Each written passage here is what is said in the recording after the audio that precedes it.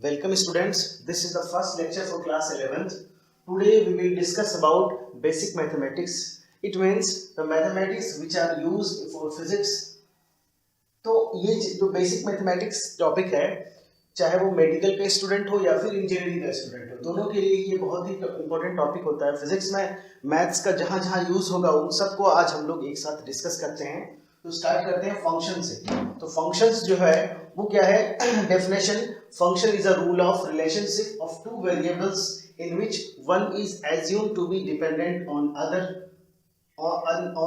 Dependent variable. मतलब एक setup rule है जो जो दो वेरिएबल के बीच में रिलेशन बताता है। वो रिलेशन इस्टेब्लिश करता है, उसमें से एक डिपेंडेंट वेरिएबल होता है और दूसरा इंडिपेंडेंट वेरिएबल होता है। और इसको हम लोग स्मॉल f से रिप्रेजेंट करते हैं और लिखते हैं इस तरह से y is equal to f of x, जहां पर x हमारा जो है राइट हैंड साइड में जो है f of x is a function of x, इसको लिखते हैं इस तरह से। ये हमारा x जो है वो एक इंडिपेंडेंट वेरिएबल है, वो किसी पे डिपेंड नहीं करता है। और ये जो लेफ्ट हैंड साइड में हमारा y है वो डिपेंडेंट वेरिएबल है जो डिपेंड करता है x पर। किस तरह से? वो डिसाइड करेगा हमारा फंक्शन। कई बार हमारा क्या रहेगा, जैसे क्वेश्चन कहीं पर लिखा रहता है हमारा कि y is equal to x square. तो यहाँ पर जैसे हमारा y है ना वो x पर डिपेंड है। किस तरह से? x की कोई भी क्वांटिटी है उसको स्क्वायर कर दो। या यहाँ पर लिखा रहेगा y is equal to x cube, मतलब हमारा जो x क्वांटिटी है उसका क्यूब, ये हमारा फंक्शन हो गया। इस तरह से डिपेंड करता है हमारा y is a function of x। और इसको हम लोग पढ़ते हैं इस तरह से y is equal to f of x, मतलब y is a function of x। अब देखो ये जो x है, ये x का मतलब हुआ कि वो सारा वेरिएबल्स जो हम इस फंक्शन के अंदर डाल सकते हैं और वो उसको हम लोग बोलते हैं इनपुट। और वो सारा वैल्यूज जो x ले सकता है उसको हम लोग कहते हैं डोमेन। और जब ये हमारा फंक्शन बन जाता है, रिलेशनशिप एस्टेब्लिश हो जाता है, तो उसके बाद ये x की वो सारी वैल्यूज डालने के बाद जो हमारा y का वैल्यू निकल के आता है, जिसको हम लोग यहाँ रिप्रेजेंट किए हैं f ऑफ x का जो सारा वैल्यूज निकल के आता है वो आउटपुट कहलाता है। उसी को हम लोग बोलते हैं रेंज। तो डोमेन हुआ वो सारा वैल्यूज जो हम इस फंक्शन में x ले सकता है उसको कहेंगे डोमेन। और वो सारा वैल्यूज जब ये x रखने के बाद हमारा फंक्शन निकाल के देता है उसको कहते हैं रेंज। अब हम एक जनरल लाइफ एग्जांपल देखते हैं। तो एग्जांपल देखते हैं, जैसे यहाँ पे लिखा है कि boiling point of water depends on elevation above sea level. मतलब जो वाटर का बॉइलिंग पॉइंट हम लोग पढ़ते हैं ना कि 100 डिग्री सेल्सियस है, वो एक्चुअली डिपेंड करता है सी लेवल पर। वो सी लेवल पर डिपेंड करता है। जैसे जैसे हम लोग ऊपर जाते हैं ना, उस ऊपर जाने के साथ साथ जो बॉइलिंग पॉइंट ऑफ वाटर है जो कि हम लोग पढ़े बिना 100 डिग्री सेल्सियस, वो इंक्रीज करता है जैसे जैसे हम लोग सी लेवल के ऊपर, समुद्र के जो वाटर लेवल है उससे ऊपर जाएंगे। या मतलब वैसे इन जनरल हम लोग बोल सकते हैं कि जो ग्राउंड लेवल से जैसे हम ऊपर जाएंगे तो बॉइलिंग पॉइंट वाटर का चेंज होता है। यहाँ पर जो हाइट है, सी लेवल से ऊपर का जो एलिवेशन है वो क्या कहलाएगा? Independent variable. और जिस पर कौन डिपेंड करता है? टेम्परेचर जो हो गया हमारा डिपेंडेंट वेरिएबल। एक हम लोग मैथमेटिकल एग्जांपल भी लेते हैं कि एरिया ऑफ द सर्कल, जिसको हम लोग इस तरह से लिखते हैं ना, area is equal to pi r square. यहाँ पे जो रेडियस है, रेडियस वो कहलाएगा इंडिपेंडेंट वेरिएबल और एरिया है वो डिपेंडेंट वेरिएबल। तो एरिया और इस रेडियस के बीच में जो रिलेशनशिप एस्टैब्लिश हुआ उसी को हम लोग क्या कहते हैं? फंक्शन। या फिर बॉइलिंग पॉइंट ऑफ वाटर और elevation above the sea level, इन दोनों के बीच में जो रिलेशनशिप एस्टैब्लिश हो पाया उसी को हम लोग कहते हैं फंक्शन। और यहाँ पर एक एग्जांपल देखते हैं कि अगर हम रेडियस को रखते हैं 1, ये फ्री है, हम कुछ भी वैल्यू ले सकते हैं रेडियस का। इंडिपेंडेंट वेरिएबल का मतलब यही हुआ कि अपने आप में वो आजाद है, कोई भी वैल्यू ले सकता है, मगर कुछ सर्टेन सेट ऑफ वैल्यूज ही ले सकता है। जहां पे हम लोग देखे थे अभी लास्ट इसमें कि उसको डोमेन कहते हैं। उस डोमेन में कोई भी वैल्यू ले सकता है और उसी वैल्यू पर इसका एरिया डिपेंड करेगा। जैसे एग्जांपल में हम यहाँ पर क्या लिए, a r इक्वल टू 1, जब हम 1 यूनिट लिए तो एरिया हमारा निकल के आएगा इस फॉर्मूले से पाई। और जब r की वैल्यू हम ले लिए 2 तो इस फॉर्मूले से इसका वैल्यू निकल के आएगा 4 पाई। जब हम r इक्वल टू 1 लेंगे तो ये पाई ही आएगा, और जब r इक्वल टू 2 लेंगे तो ये 4 पाई ही आएगा। तो ये हमारा हो गया बाउंड किस पर? रेडियस पर, जिसको हम लोग जिस रिलेशनशिप को हम लोग कहते हैं फंक्शन। और क्योंकि ये बाउंड हो गया, इस पे डिपेंड हो रहा है, इसीलिए हम लोग बोले कि जो हमारा एरिया है वो हमारा डिपेंडेंट वेरिएबल है और रेडियस जो है वो हमारा इंडिपेंडेंट। एक एग्जांपल लेते हैं, जैसे यहाँ पे लिखा है ना y is equal to x square.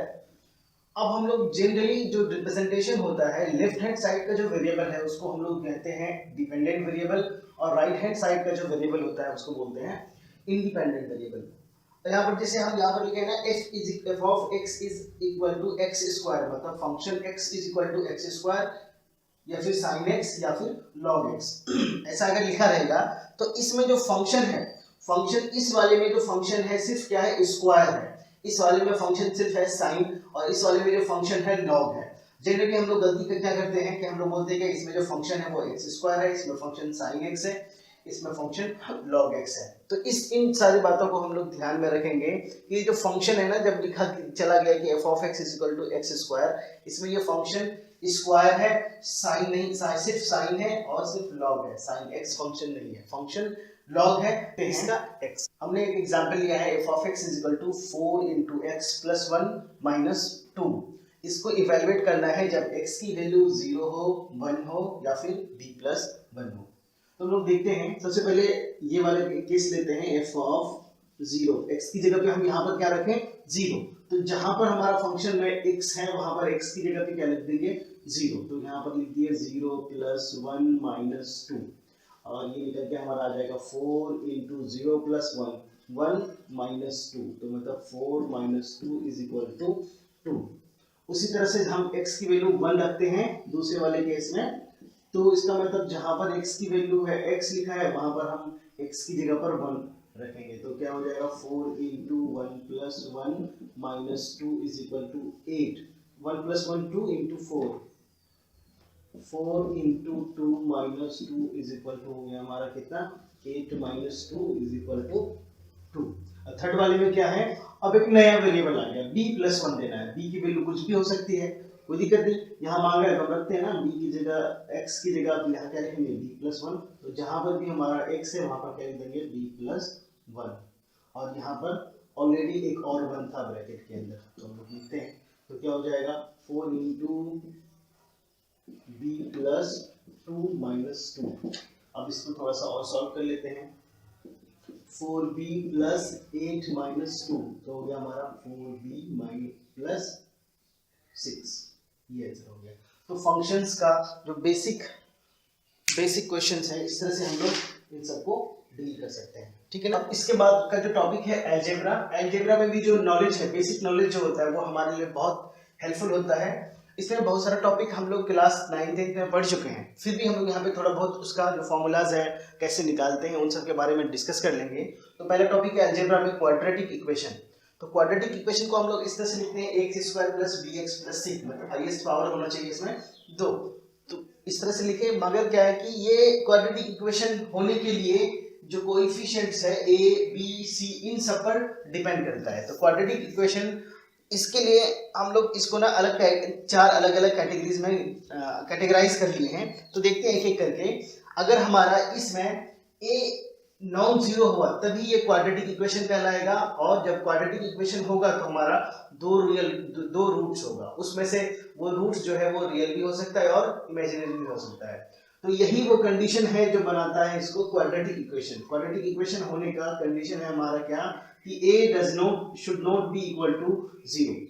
अगर a 0 हो गया तो क्या होगा, तो उसके लिए हम लोग देखते हैं कि अगर a 0 हो गया तो हमारा ये जो x का कोएफिशिएंट है वो 0 हो जाएगा। तो अच्छा, ये वाला जो पहला टर्म है वो पहला टर्म ही गायब हो जाएगा। तो हाईएस्ट पावर अब हमारे एक्सप्रेशन में x की पावर 1 होगा, x का जो हाईएस्ट पावर है वो हमारा होगा 1। अब हमारा ये इक्वेशन ही हो जाएगा लीनियर, और हम जानते हैं कि लीनियर इक्वेशन का सिंगल रूट होता है। अब थर्ड जो है a is equal to 0, b is equal to 0, c does not is equal to 0। जब ऐसा हुआ c 0 नहीं है, a और b दोनों 0 है, तो लेफ्ट हैंड साइड में ये गायब हो जाएगा और ये गायब हो जाएगा, सिर्फ ये बचेगा। जो ये अगर c नॉन जीरो हो गया तो ये इक्वेशन को कंट्राडिक्ट कर देगा। तो ये हम इसीलिए इसको हम लोग अलग कैटेगरी में रखें, कंट्राडिक्शन हो जाएगा कि लेफ्ट हैंड साइड में नॉन जीरो नंबर है, राइट हैंड साइड में 0 है, ये पॉसिबल नहीं है। थर्ड केस में अगर a भी 0 हो गया, b भी 0 हो गया और c भी 0 हो गया, तो वैसे केस में अगर हम तीनों चीज को 0 कर देते हैं तो इस केस में हमारा x की कुछ भी वैल्यूज ले लेंगे तो हमारा इस इक्वेशन को सेटिस्फाई करेगा, लेफ्ट हैंड साइड में भी 0 हो जाएगा, राइट हैंड साइड में भी 0 हो जाएगा। तो वैसा चीज जिसमें x की बहुत सारी वैल्यूज आ सकती है तो उसको हम लोग रखते हैं, कैटेगराइज करते हैं आइडेंटिटी। तो क्वाड्रेटिक इक्वेशन में एक और चीज हमको ध्यान रखना है कि इक्वेशन को सेटिस्फाई करने के लिए एग्जैक्टली दो रूट होना जरूरी है। ये जरूरी नहीं है कि वो दोनों रियली हो या इमेजिनरी ही हो, मगर दो रूट होना जरूरी होता है।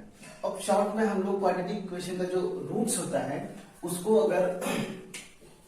अगर उसका वैल्यू फाइंड करना है तो हम शॉर्ट फॉर्मूला याद रखेंगे, जो हम अज्यूम करते हैं अल्फा और बीटा वो जो है क्वाड्रेटिक इक्वेशन का दो रूट्स हैं। तो उन अल्फा बीटास को फाइंड करने के लिए जो फॉर्मूला है minus b plus minus root over b square minus 4ac upon 2a। अब यहाँ पे अंदर वाला जो टर्म है ना बी स्क्वायर माइनस 4ac, इसको अलग टर्म दे दिए डी से हम रिप्रेजेंट कर रहे हैं, जिसको हम लोग बोलते हैं डिस्क्रिमिनेंट, जिसका वैल्यू हो गया हमारा बी स्क्वायर माइनस 4ac। इसको अलग से हम इसलिए कर लिए क्योंकि यही डिसाइड करता है हमारा जो रूट्स है वो उसका नेचर। तो आगे नेक्स्ट हम लोग देखेंगे इस डी पर किस तरह से हमारा डिपेंड करता है roots of the quadratic equation. अब नेचर ऑफ रूट्स में हम लोग देखेंगे कि जो डिस्क्रिमिनेंट जो डी है जिसका वैल्यू हमारा क्या था बी स्क्वायर माइनस 4ac, और रूट्स की वैल्यू क्या थी हमारी अल्फा या फिर beta is equal to minus b plus minus root over D upon 2। अब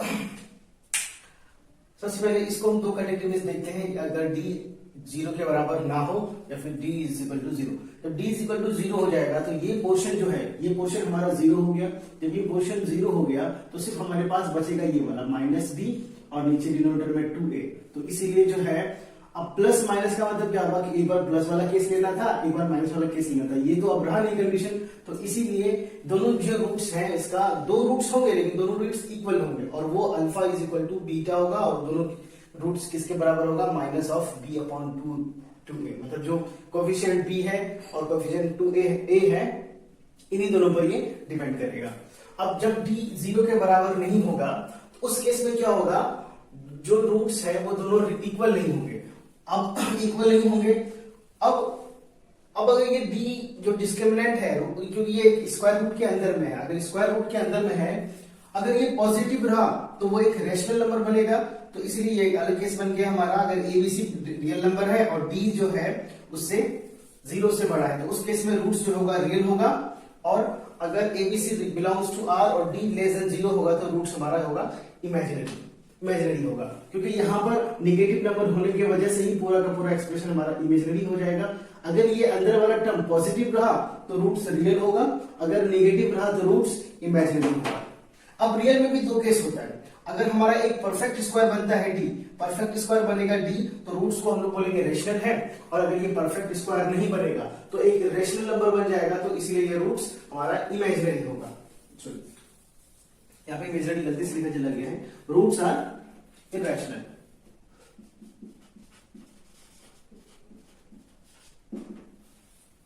ये रियल ही होगा लेकिन इरेशनल होगा, क्योंकि ये नंबर परफेक्ट स्क्वायर नहीं हुआ तो ये इरेशनल क्रिएट कर देगा। तो ये हमारा क्या हो जाएगा, रूट्स आर इमेजिनरी। अब अगर अल्फा बीटा जो है वो क्वाड्रेटिक इक्वेशन का दो रूट्स है तो इसका मतलब इसको सेटिस्फाई कर रहा होगा, तो हम लिखे x minus alpha into x minus beta is equal to 0।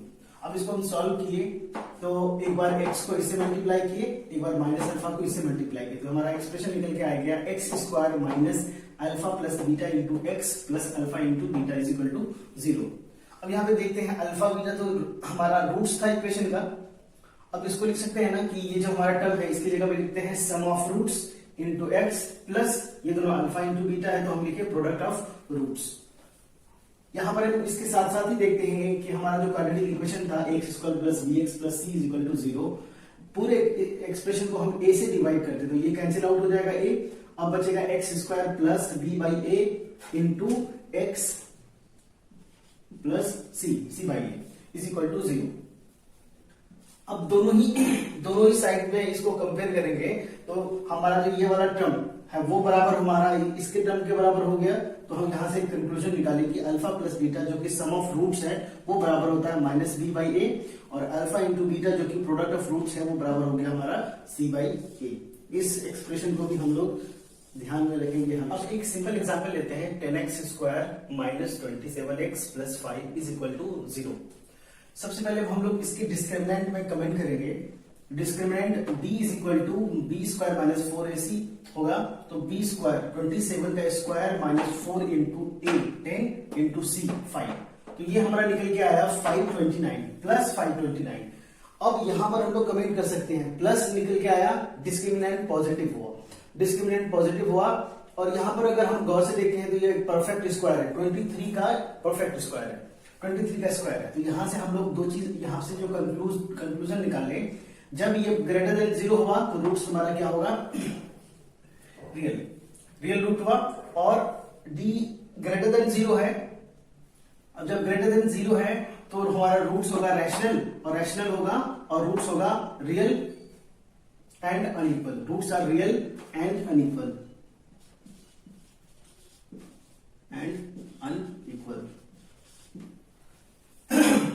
इसको सॉल्व करते हैं। अल्फा इंटू अल्फा और बीटा बराबर हो जाएगा -27 और रूट ओवर डी, डी का वैल्यू डाले यहां पर, ये निकला हमारा 23/20।